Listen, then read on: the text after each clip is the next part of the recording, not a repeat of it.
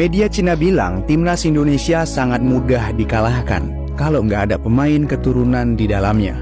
Ini diakui sendiri oleh media Cina bernama 163.com.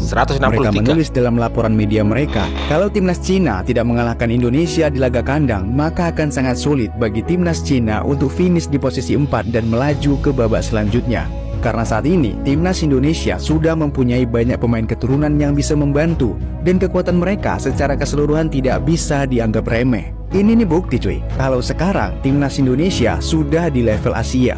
Mulai dari Jepang yang diwakilkan Minamino kemarin, mereka juga nggak mau menganggap remeh timnas Indonesia. Dan sekarang media Cina juga sedikit khawatir dengan kejutan apa yang akan diberikan timnas Indonesia di babak ketiga nanti.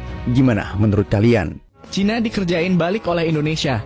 Pelatih Cina Branko Ivankovic berikan pernyataan mengejutkan jelang lawan Indonesia di babak kualifikasi Piala Dunia round 3. Dia sampai katakan hal mengejutkan ini. Erick Thohir mengatakan jika Cina melakukan hal yang demikian, ya seharusnya Indonesia juga bisa melakukan hal yang sama. Memilih stadion yang jaraknya jauh dan punya iklim yang menyulitkan mereka. Selain itu, Stadion Papua Bangkit juga menjadi stadion terbesar di Papua saat ini dan punya cuaca yang terbilang sangat panas. Mendengar wacana tersebut, pelatih Cina Branko Ivankovic auto kaget dan merasa pesiwar sudah mulai muncul. Dia menepis kalau Cina sebelumnya berniat Ya, jadi gini teman-teman.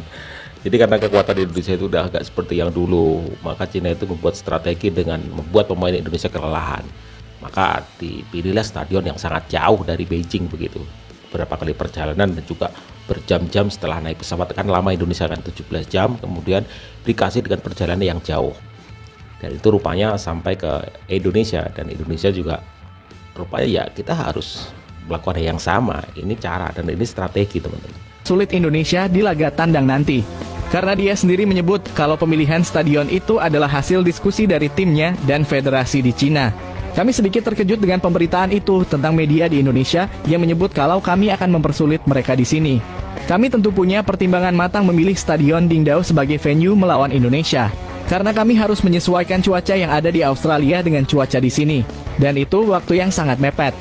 Ya, saya dengar itu mereka Indonesia juga berencana akan menjamu kami stadion yang cukup jauh dan panas nantinya. Saya rasa itu cukup licik dan saat ini kami belum memikirkan jauh ke sana. Wah, gimana pendapat kalian guys? Setuju juga dengan pernyataan dari pelatih Cina Branko Ivankovic? Jangan lupa tinggalkan komentar kalian. Bukan GBK guys, ini dia stadion buat ngerjain balik timnas Cina. Mau tahu apa? Sebelum gue bantu gue hilangin tambah di sebelah, dipencet, di follow-in gue. Sikat.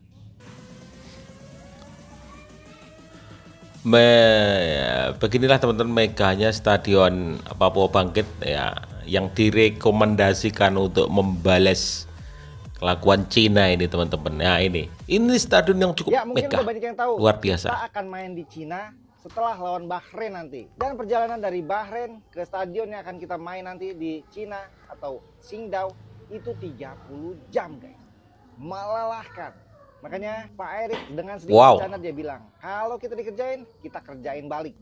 Nah jadinya banyak banget netizen yang ngusulin untuk timnas main di Stadion Papua Bangkit di Papua guys. Ini dia stadionnya dan kapasitasnya sekitar 40.000 penonton. Banyak, tapi apakah menjadi kenyataan? Kita tunggu aja. Menurut kalian gimana? Komentarnya sikat. Ya, istis guys. Boleh lah, boleh. Background saya ini perbandingan stadion di Cina dengan stadion di Indonesia. Di Cina jaraknya cuma 663 km. Tapi kalau di Stadion Lukas NMB dari Jakarta jaraknya 3.465 km. Bagi saya ini adalah keputusan yang salah guys, bukan keputusan yang benar. Karena apa? Di Papua sekarang ada musim timur, musim dingin, lagi sering turun hujan guys. Kenapa bukan di Jakarta aja gitu? Supaya mereka panas dengan polusi di Jakarta sana. Justru mereka rasa enak kalau di Stadion Lukas NMB karena alaminya itu loh, udaranya segar gitu. Jadi ini keputusan yang salah guys. Baiknya saya rasa itu di Jakarta aja supaya mereka rasakan kepanasan. Kan tidak sesuai dengan suhu mereka di sana.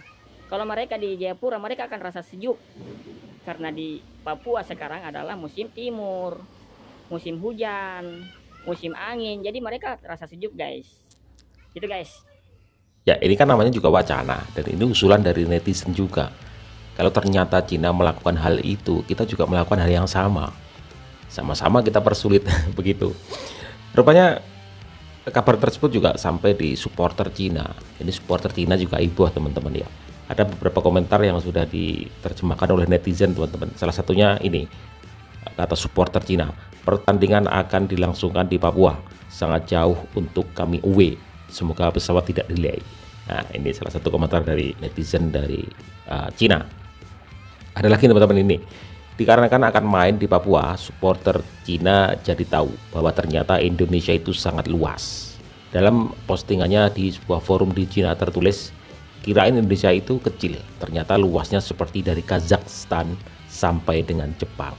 Mereka belum tahu betapa luasnya Indonesia, ya, betapa luasnya, sehingga seumur hidup kalian kalau mengelilingi Indonesia, ya, berikut belajar adat istiadatnya, kalian tidak akan cukup umur kalian karena saking luasnya. Kemudian ada ini supporter Cina lagi teman-teman, yang kaget dengan perjalanan timnya yang harus 3 kali transit ya demi 1 pertandingan. Dalam postingannya tertulis perjalanan yang sangat jauh dan melelahkan. Jadi di situ juga tergambar ini dari peta ya, dari Cina kemudian penerbangan ke Singapura ya, kan nggak salah ini ya. Kemudian ke Jakarta ke Sulawesi, setelah Sulawesi ke Papua. Dia nggak tahu betapa luasnya Indonesia kan. Kemudian ini ada lagi teman-teman postingan-postingan yang lain dari netizen dari Cina yang surprise juga. Ternyata Indonesia merespon apa yang dilakukan oleh timnas Cina, dan ini bukan hal yang mudah bagi mereka, karena sebenarnya mereka bilang ini bukan taktik mereka untuk menaruh timnas Indonesia bertanding dengan Cina dengan daerah yang jauh. Itu bukan maksud dia, karena menyesuaikan dengan cuaca di Australia. Kenapa menyesuaikan di Australia? Kita kan ada di Indonesia, kenapa disesuaikan? Jadi itulah teman-teman, beragam komentar dari netizen. Dan di Papua ini, stadion di Papua ini, karena memang inilah usulan dari netizen, kalau misal Cina melakukan hal itu, kita akan balas mereka di stadion Papua. Sebenarnya toh kalau semisal kita laksanakan di Stadion Bung Karno teman-teman, panas juga loh Bung Karno itu, di Jakarta itu panas juga, dan dia melewati perjalanan yang cukup jauh dari Cina kemudian Singapura juga ke Indonesia, ke Jakarta. Tapi kalau ke Papua mereka akan ke Sulawesi dulu kemudian ke Papua, jadi ada 3 kali transitnya. Jadi timnas Indonesia kali ini begitu sangat diperhitungkan oleh tim-tim lawan kita di grup di mana kualifikasi round 3 kualifikasi Piala Dunia tersebut teman-teman. Jadi nggak hanya Jepang, Bahrain, kemudian China, mereka tidak menganggap enteng kita, karena timnas kita itu timnas yang sudah sangat berbeda dibandingkan dengan timnas yang lalu. Meskipun kita banyak naturalisasi, tetapi naturalisasi teman-teman, banyak negara lain itu juga melakukan hal yang sama.